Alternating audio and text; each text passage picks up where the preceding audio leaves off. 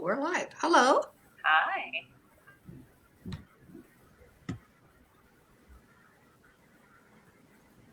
So we'll just wait for a couple of people to hop on and then we can start. Okay, live video happening.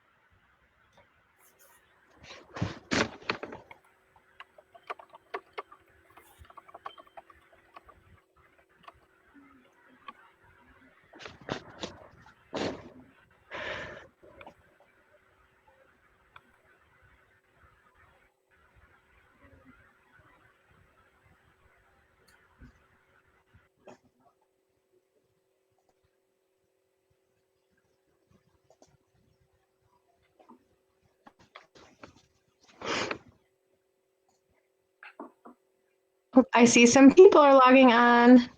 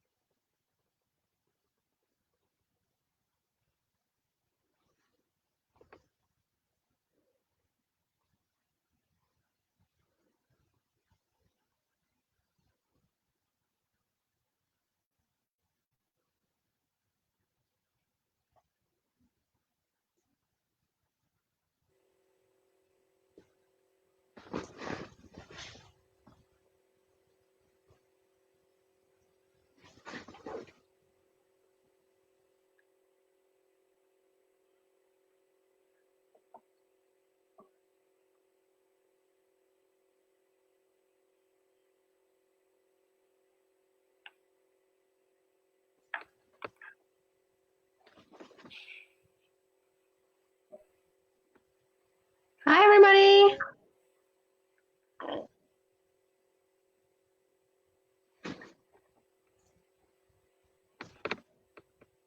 Just remember that when you're logging on, as usual, we love to see where everyone's watching from.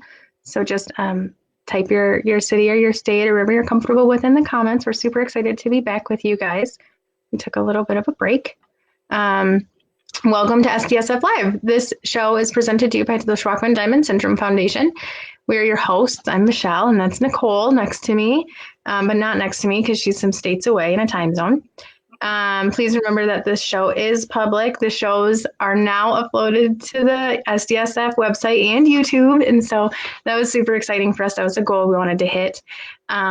We're still working on converting them into a podcast. We hope everyone had a wonderful Thanksgiving holiday. While you're logging,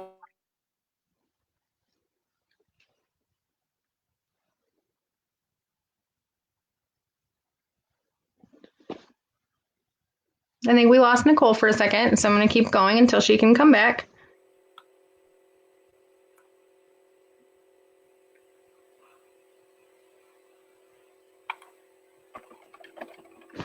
Oh, there she is. Hi, you came back. You're here. You were you can hear me now? You like frozen time beautifully. Yeah, you were flawlessly frozen. Okay, I'm back.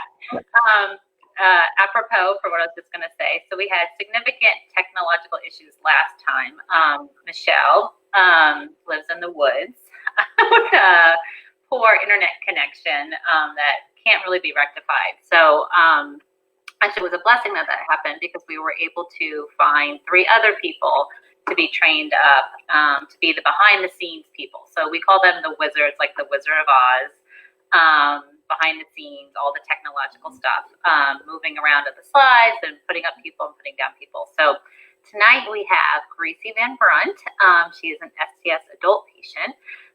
She's put in a lot of hours and she's very knowledgeable in this whole area of what we're doing. So Michelle and I, we had this idea. We try to make it come to fruition, but we really aren't experts in this. But Gracie is an expert in this this thing that we're doing with this show. So she's been really great and we welcome all her ideas.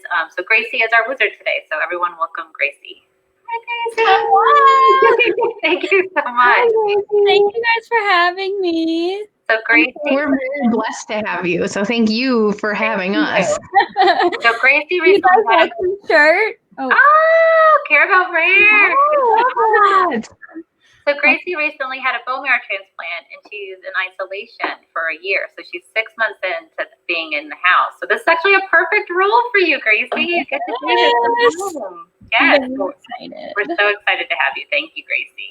Well, thanks for having me. Excuse me, I'm going to get back to wizarding. Okay. Good job wizarding. So we also had a little break because Michelle and her family went on a Make-A-Wish trip to Disney World. So how was your trip, Michelle? We did. It was really fun. I think we just needed that time to get away as a family because I think anyone who's watching this can kind of relate to just feeling the everyday stress of making doctor's appointments or attending doctor's appointments or filing paperwork or fighting with insurance companies. And so we kind of got to just put this magical pause button on all of it because as I tried to prepare ourselves before we left. So I didn't have to do anything while I was down there, and I didn't have to do anything while I was down there. And so it was really, really nice. We got to just spend time as a family and go to the happiest and germiest place on earth, and it was really, really fun. We had a good time. Evelyn got to swim with dolphins. That was pretty cool. Fantastic. Yeah, that is ironic that there's so many Make-A-Wish trips to such a busy place, but it really is a good place to have a Make-A-Wish trip. Yeah. They really go above and beyond to make it as easy and as comfortable for you as possible. And so they do everything within their Disney power to make it so it's not the germiest, most overstimulating place on earth. But even with magic powers, it was fun. It was really, really fun. We had a good time. I don't want to come home. Of course, we brought to you on behalf of the Schwachman-Diamond Syndrome Foundation that was founded by Joan Murray in 1994, an SDS patient. The Schwachman-Diamond Syndrome Foundation is a national not-for-profit patient advocacy organization. Our goals are to advocate and fund research toward improvement in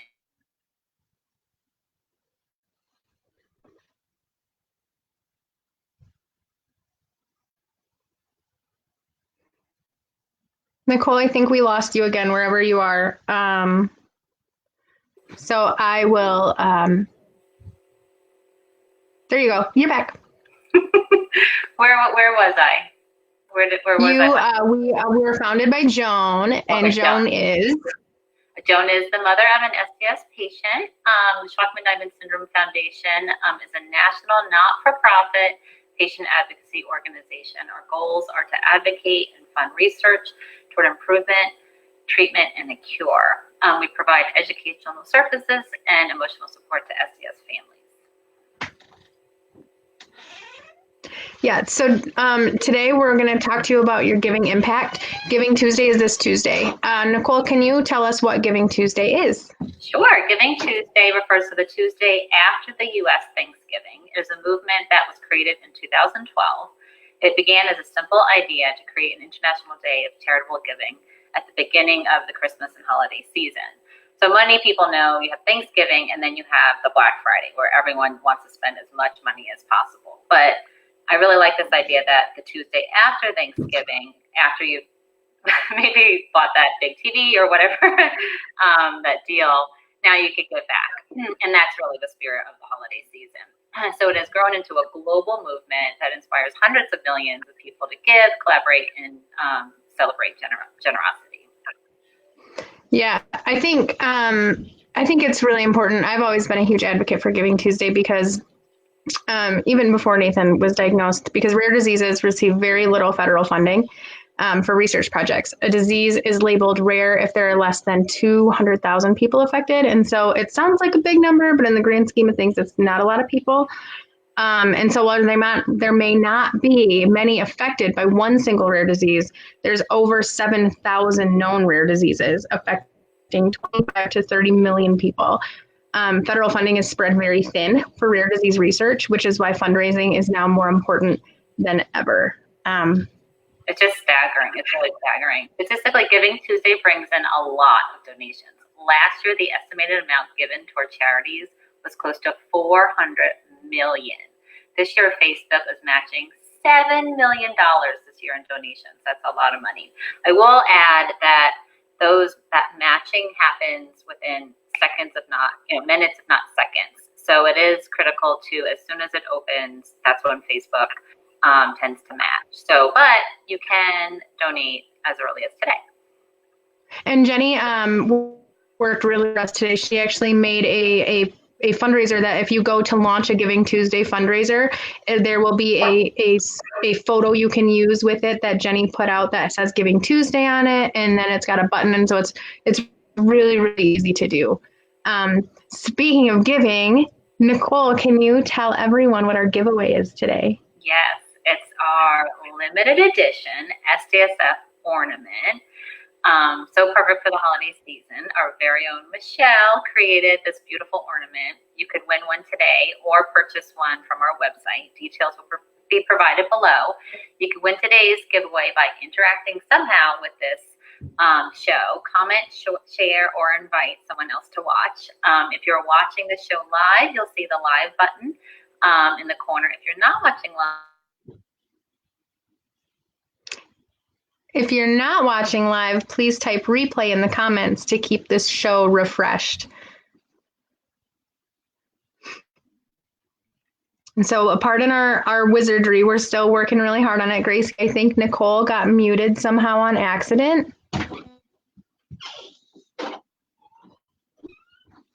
I'm not entirely sure how.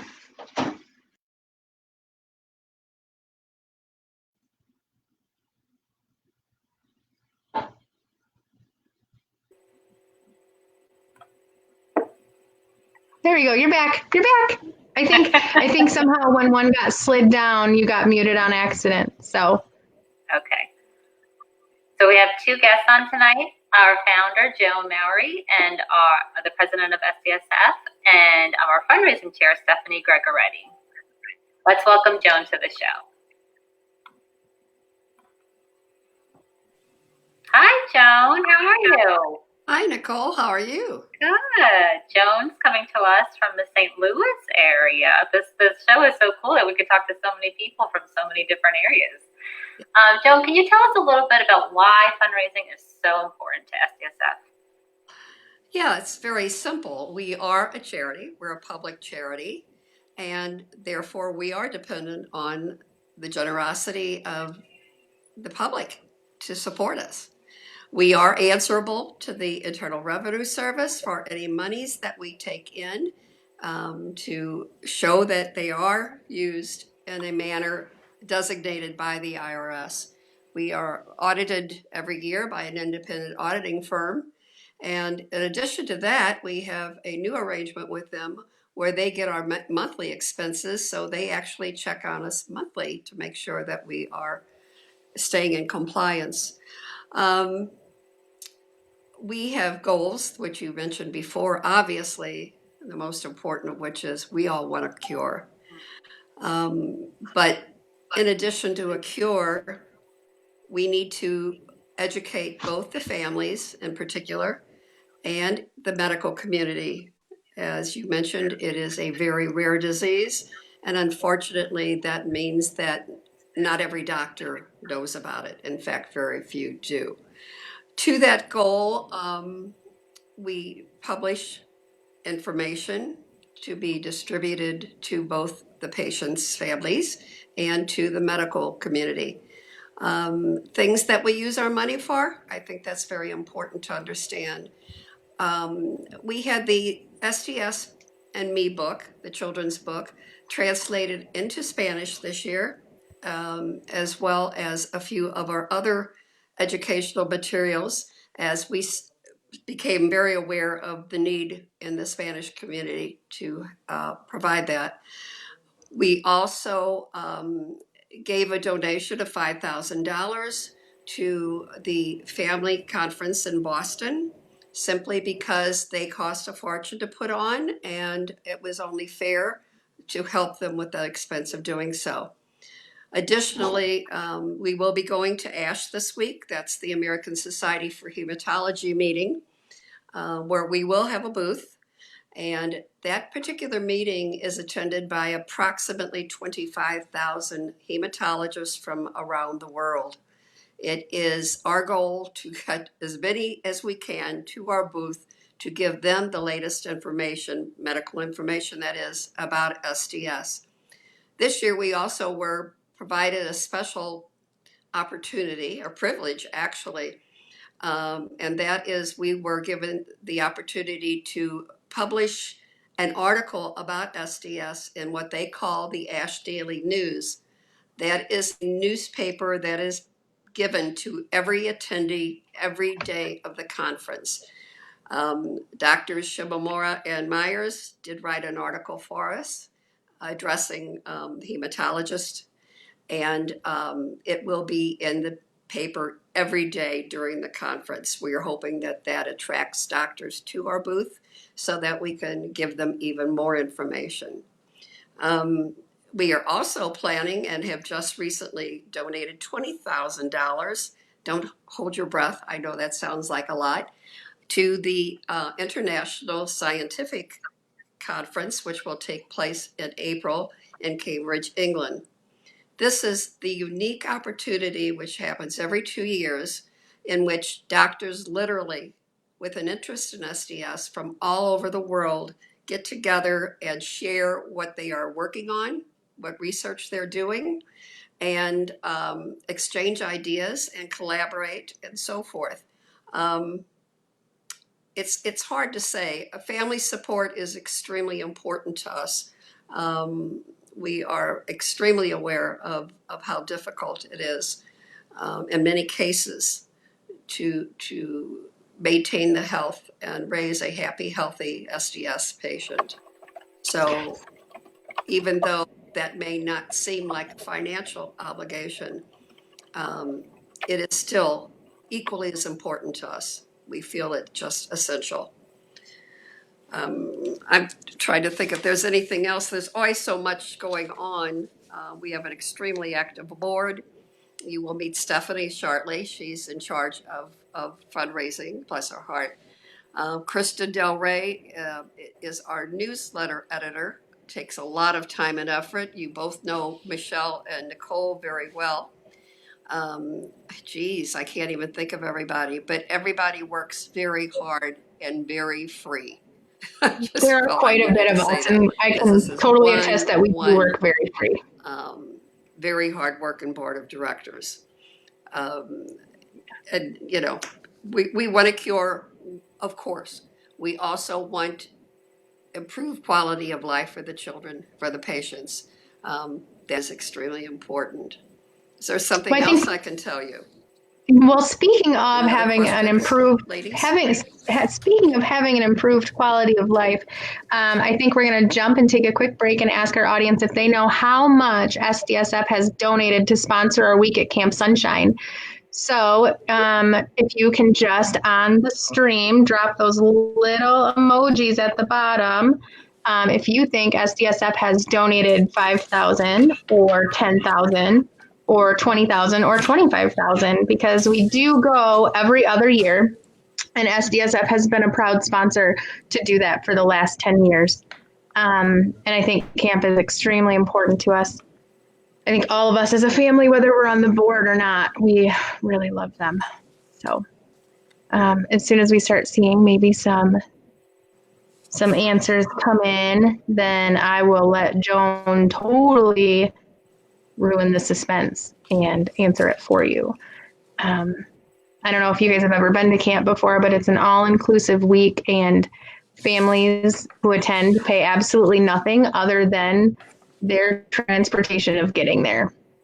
And it's really a helpful tool to not only be with others you not only if you know them, but if you see the doctors and we can, like Joan said, we all know each other. You know me, you know Nicole, but seeing in person and sitting on a porch in person is much more valuable. So no matter how much SDSF donates, it's worth it has an invaluable amount on it.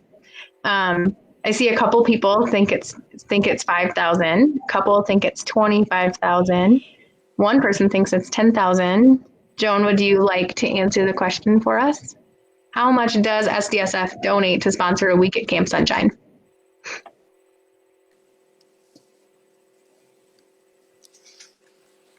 Joan? Yes. Oh, we're going to let you spoil the surprise. How much does SDSF donate to sponsor a week at Camp Sunshine? $20,000. Okay. $20,000 every And other I know, year. again, it may seem like a large amount, but let's be specific. Our last Camp Sunshine, they hosted for us over 50 families. That is feeding 50 families for a week. Let's get down to plain, bread and butter. It's only fair. Anybody who has been to Camp Sunshines knows it is extraordinary. That's the only word I can use for it. And they too are a charity, and they run on donations. So I think they're worth every single cent that we or anyone else can give them. I guess I should add, anybody who hasn't been to Camp Sunshine is missing the opportunity of a lifetime. It is a beautiful campus with wonderful, wonderful people and a fantastic time.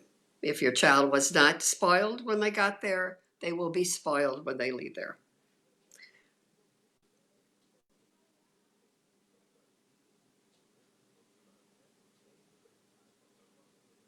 Was there anything else, Nicole? Joan, can you hear me okay? Can you hear Michelle okay? I don't know if Joan can hear me. So can you answer when someone donates to SDSF, you shared a little bit earlier, but can you share where the I contributions think go? one of the things we want to discuss was what kind of grants have we funded to date? And I think I can answer that rather. We have funded grants from doctors here in the United States and Canada and in Europe in the past. Obviously, the first and most important at the time was the discovery of the SBDS gene. We also did fund the beginning and establishment of the SDS registry. Several small grants. Dr. Bertouche at University of Texas. We funded recently on a study involving X-ray on SDS patients.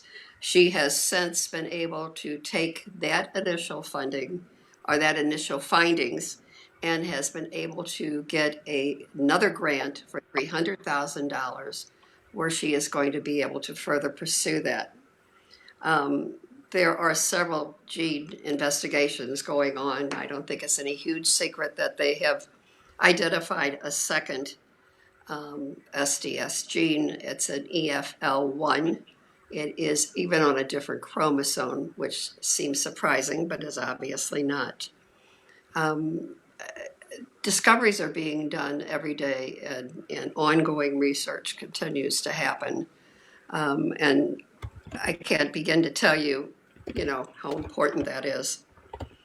There is currently continued gene therapy research going on, and that is to say that a group of doctors, or at least one, possibly two, are trying to establish gene therapy to correct at least the blood bone marrow problem with SDS. In addition, there is drug therapy being worked on, not ready for human trial quite yet, that would, of course, affect the patient's quality of life. There are chromosomal studies. That's a big word, and I think they sort of just. So chromosomes are actually part of the gene. In fact, it's the protein. It's the base, and I think that they are of the impression, that is to say, the researchers, that finding out the problem with that will help them correct it. There are several doctors in several different countries working on that right now. Joan, I'd love to jump in if I can. Can we talked a little bit about research grants and the research that's in progress. I would love to put up a poll and see what our audience thinks about what current research is happening. You did mention a couple of them, which is okay. It'll prove their listening skills. It'll be great. So if you guys think that some of the research that's happening is gene therapy, go ahead and give it a thumbs up. If you think it's MDS AML progression research, which is very important, I think, go ahead and give it a heart. If you think it's ribosome studies, go ahead and make that little weird shocked face.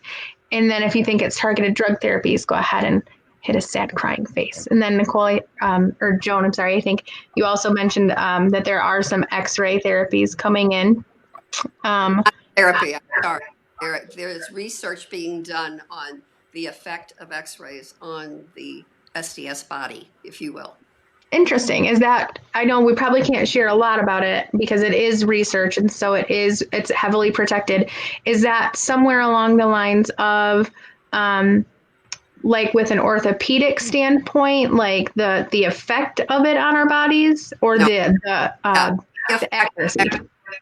It doesn't necessarily have to be a bone X-ray. It's just Okay. the X-ray, the ray on the body. Again, like you said, unfortunately, unpublished research is very well protected. It has to be. But here again, doctors are getting into lines of research a little bit away from just like the gene and so forth and the transplant. They're finding, and we all are totally aware of the fact that many organs are involved in the Schwabman picture. And they are becoming increasingly aware of how these can manifest themselves in the patient and not only affect the quality of their life, but can in fact affect the patient's ability to, shall we say, have a successful transplant. We all are aware of the toxicity involved in chemotherapy and how it affects and damages organs. And if those organs have problems in the first place, that certainly lessens the possible success rate. So we cannot neglect those issues. They have to be addressed. The poll is all of the above. It was kind of a trick poll this time. Yeah. So research can be very expensive. Grants provided by SDSF grow to larger grants later. Can you provide us some examples? Well, I think I already did when you were away. Yeah, I mean, we did, of course, fund the initial gene discovery, and we did, of course, fund the establishment of the SDS registry. And then there were other grants. Research is outrageously expensive. I mean, outrageously expensive. At some point, somebody actually told me what the hourly rate was. Unfortunately, I've forgotten that. We give grants in the amount of $80,000, and that is for a 2-year period, 40,000 a year. It is by no means a large amount of money, although it may seem so to people. So they refer to these as starter grants or, starter research things. And it gives them enough information then that they can apply for grants from like the NIH and other entities that are in a position to provide larger amounts of money. So these are important. I mean, I don't think that just because we can't give $1,000 million that doesn't mean the research isn't important. They did discover the gene, didn't they? And at the time, I don't think anybody was putting any money there but us. So can you give us a little bit more information on what current research is going on? Right. That's on many, many levels. Of course, there is gene therapy, and I have been told by certain researchers that they expect it to be ready within 10 years. Now, I know that sounds like a long time, but we've been waiting since 1964 in the first place. So 10 years at most is not that terrible.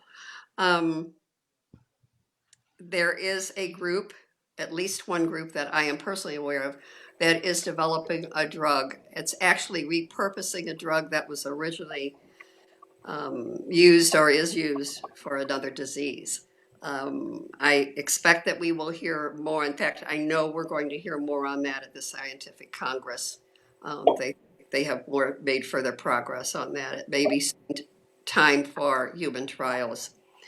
As I said before, there's a lot of ribosomal research going on that is very, very technical and frankly beyond my area of expertise. It is even beneath the gene therapy. It is the base. So, but it is also very important because it is the actual core of what causes SDS. In addition, there is research going on, which I consider extremely important, and that is what happens that makes a normal patient or a regular SDS patient suddenly transform to MDS or leukemia. What's triggering it? Hopefully, they can find out what triggers it. We can stop it. That would be perfection. Just stop it. I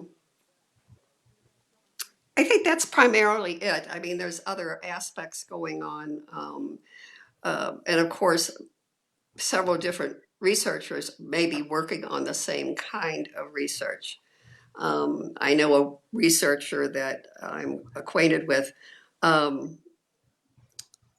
accidentally almost found out that in working with young adults, patients that were not SDS, that developed MDS, that they actually had Schwachman-Diamond syndrome.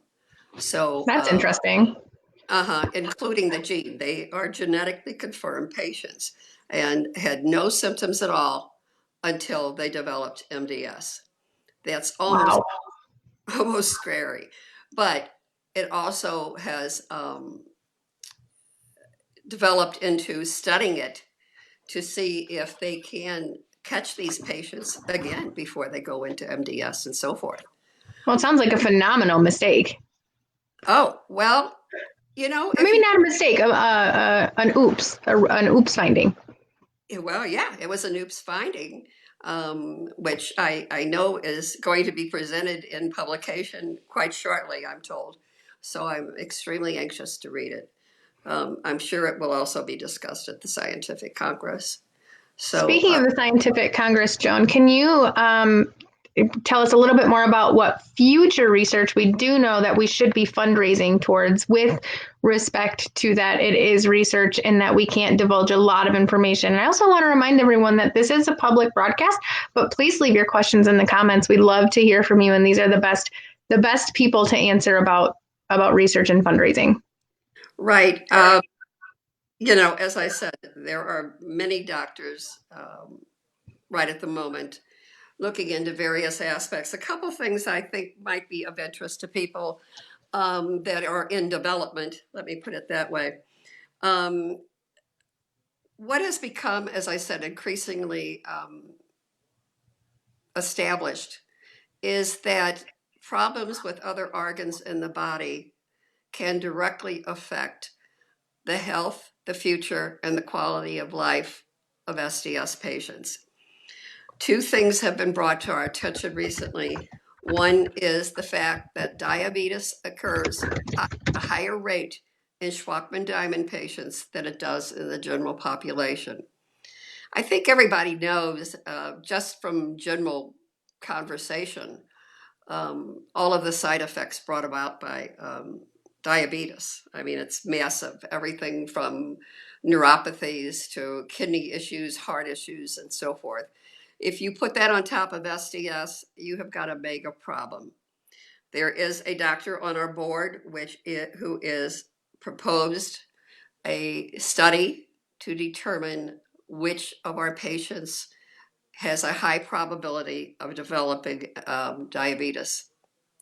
It is theory and hopefully practice that if this can be stopped, if this can be discovered ahead of time, it can literally be stopped from happening. I think that's ultimately important. I know with my own daughter who had diabetes,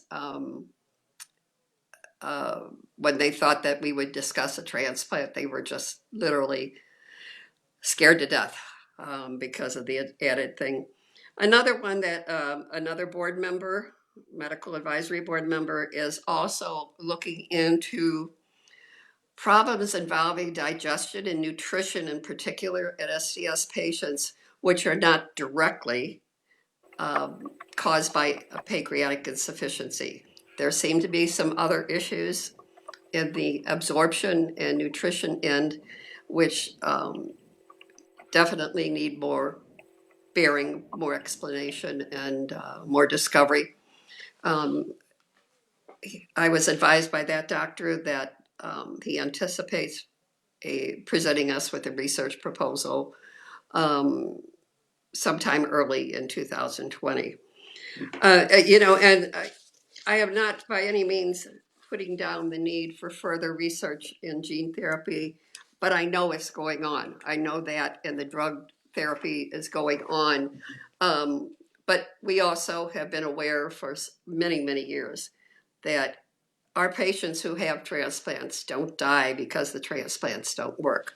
They die because toxicity to the other organs. So it is imperative that we don't ignore that.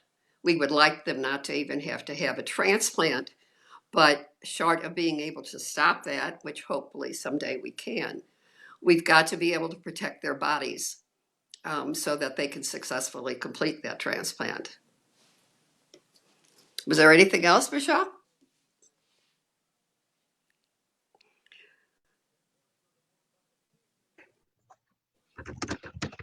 I don't think there's anything more. I don't think there's anything more that I have to add. I think I'm going to kick it to Nicole.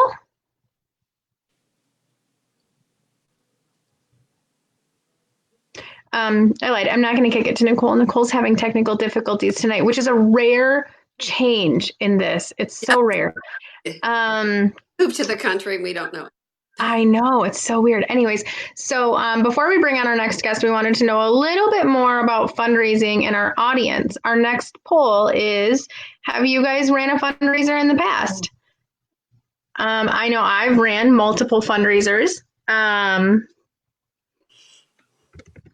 I think they're great. I love doing them. We've done little ones, we've done big ones, we've done them involving birds, we've done them involving pies. We've done it's really fun. So if you guys have done a fundraiser, we'd love to see that thumbs up, because then if we can see on our end who you are, and we can get more information from you. If you haven't felt comfortable doing a fundraiser, we'd love to know that too, because there's lots of tools and techniques we can give to make you feel empowered. And if you're interested in learning more ways to fundraise, you can drop that emoji too. We highly encourage you to just let us know so we can know, because we can't know how to help better until we know how to help. So I see a couple rolling in. I see that some people have definitely had a lot of fun while fundraising. A couple people have not felt comfortable, which is good to know. And then there's a few people who are interested in learning more. So I love knowing how to help you guys better.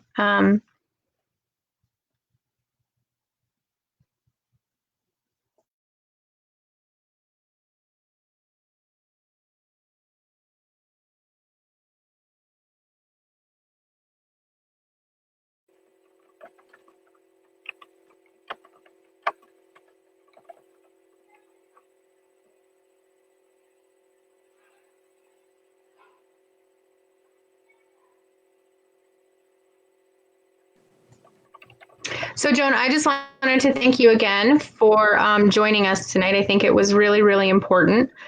We got to learn a lot more about what's going on behind the scenes that we can't always just put in a quick little, picture or a meme, because it's kind of harder to do that way. And so thank you. Thank you for joining us tonight. I really appreciate it. You're quite welcome and delighted. So next we have coming on, we have the SDS fundraising chair. If you've ever met her, you know her by her strong New York accent. If you have met her, you'll know that she's an absolute delight to know. Her name is Stephanie Gregoretti. Her family resides in New York, and she's pretty awesome. So welcome, Stephanie. Hi, Michelle. Thank you so much for having me on. Very tonight. welcome. It feels weird not being the one with technical difficulties, and so it's great. It's going great. Right. So I would like to ask you. Oh, there I am. Hi. Can you share with us some fundraising ways for SDF? Some ways that you've seen people fundraise, or maybe like your highlights of fundraising. Right. Awesome. So first and foremost, I don't know if everyone knows, but if you go to our website and you go to where there's fundraising on the top of the screen, go to fundraising. There's so many tools dedicated to helping you start up a fundraiser, to give you ideas. It's a lot of information to raise money, to help find a cure. It makes fundraising as simple as possible. You could always email the foundation as well. Email me. I'd be more than happy to help. Fundraising could be as simple or as complicated as you want it to be. You can do simple things. Some of my favorite fundraising has actually just been from my computer through Facebook. We did a surprise birthday party fundraiser once for my son, and in just a matter of 4 or 5 days, we collected over like 3,300 and change. And that was basically me just making a page, posting, and asking for donations in honor of his birthday. Super simple. And then you can do fundraising, as in depth as doing a gala. One of our families did a gala, and it was great to get dressed up and see other families and raise money. Lots of auctions. Some people do things like golf outings. You could do bowl-a-thons. There's really no limit to fundraising. You could do whatever interests you. You can incorporate it, whether it's I really baking, love seeing sports, like how you had talked about Anthony's or the fundraiser for Facebook, that big old check that he was holding afterwards, or that poster board over. That was really, really. You could just see he was just so happy and so proud of it. Yeah. He was blown away. He was shocked because we obviously didn't tell him what was going on. So it was love surprising our kids. Share that with him.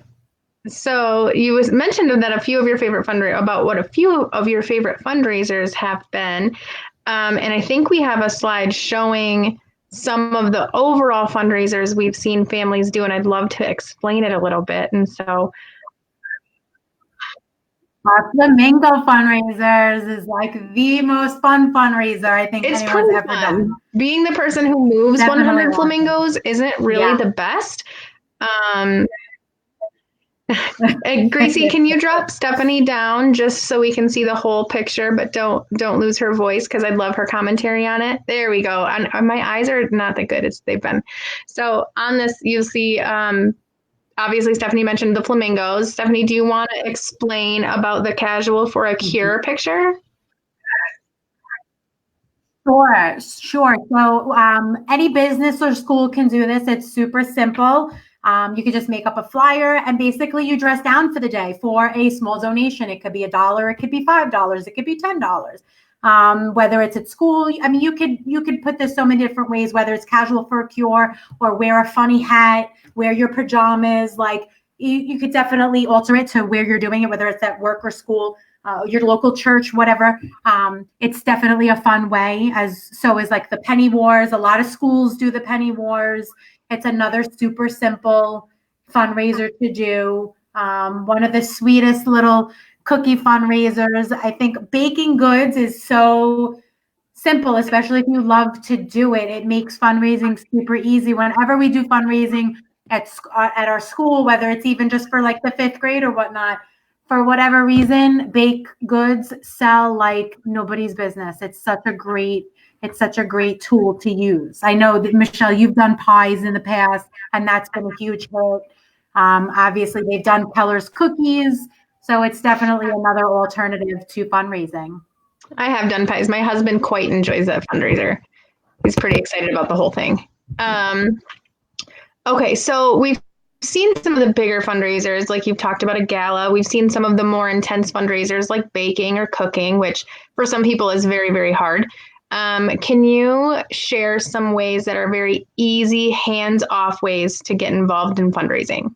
Sure. So there's a lot of options. So one of them is Amazon Smile. I mean, I feel like 99.9% of the population shop on Amazon, especially right now during the holidays. So it's as simple as just setting up Amazon Smile, and then a percentage goes directly to the foundation. Employer matching is another simple. It's basically like your set it and forget it. That's what I like to call them. So you're just setting it up, you forget all about it, and you're just collecting money as you go, whether it's making purchases through Amazon or doing something like setting up your employer matching. And whatever donation you make, whether it's $50 or $100, and your employer will match up up to a certain amount. There is a website to see what companies would match your donation. And you just go to www.doublethedonation.com. We're going to drop the link in the comments as well.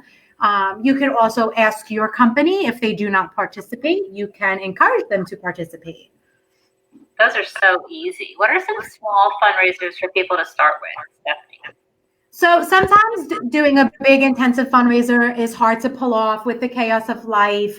But even small fundraisers make an impact. And that's really important to know, especially for those who earlier chose that you're nervous to do a fundraiser or whatnot. There's so many small, simple things. Like we talked about the dress down day where people just, pay a small amount to do that. The penny wars. You have to remember to reach out to your village, your local village, to your friends, your family. That everybody's always looking for ways to help, and they may not be able to afford to contribute, but they would love to help you with, doing a fundraiser. I have so many people around like, how can we help? How can we help? And it's whether it's just doing a bake sale or a car wash or a bowl-a-thon or an item that you want to sell. Really, there's so many different things. If fundraising is intimidating to you, I definitely suggest starting off small, especially Facebook. It's so easy to start it on Facebook.